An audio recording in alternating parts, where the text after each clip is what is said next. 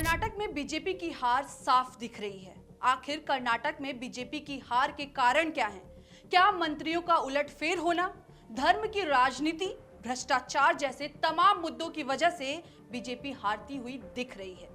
सियासी समीकरण का खराब होना, कर्नाटक में बीजेपी ना ही अपने कोर वोट बैंक लिंगायत समुदाय को अपने साथ जोड़े रख पाई और ना ही दलित, आदिवासी, ओवैसी और वोकालिंगा समुदाय का ही दिल जीत सकी। वहीं कांग्रेस मुसलमानों से लेकर के दलित और ओवैसी को मजबूती से जोड़े रखने के साथ साथ लिंगायत समुदाय के वोट बैंक को भी अपने पक्ष में करने में सफल रही। भ्रष्टाचार का मुद्दा, कांग्रेस ने बीजेपी के खिलाफ शुरू से ही 40% पे सीएम करप्शन का एजेंडा सेट किया और ये धीरे धीरे बड़ा मुद्दा बन गया। करप्शन के मुद्दे पर ही एस ईश्वरप्पा को मंत्री पद से इस्तीफा देना पड़ा तो एक बीजेपी विधायक को जेल भी जाना पड़ा। स्टेट करेक्टर एसोसिएशन ने पीएम तक से शिकायत कर डाली। बीजेपी के लिए यह मुद्दा चुनाव में भी गले की फांस बना रहा और बीजेपी इससे बच नहीं सकी।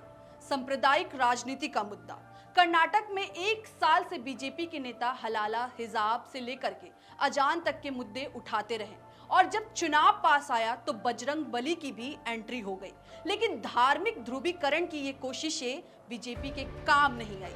कांग्रेस ने बजरंग दल को बैन करने का वादा किया तो बीजेपी ने बजरंग दल को सीधे बजरंग बली से जोड़ दिया और पूरा मुद्दा भगवान के अपमान का बना दिया।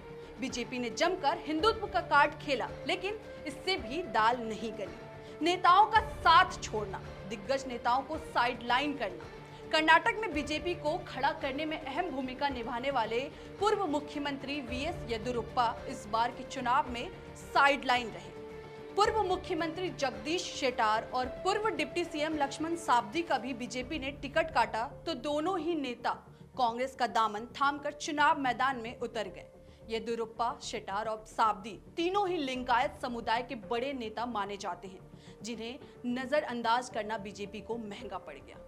हालांकि आपको बता दें कि कांग्रेस पूरे बहुमत के साथ सरकार बनाती नजर आ रही है।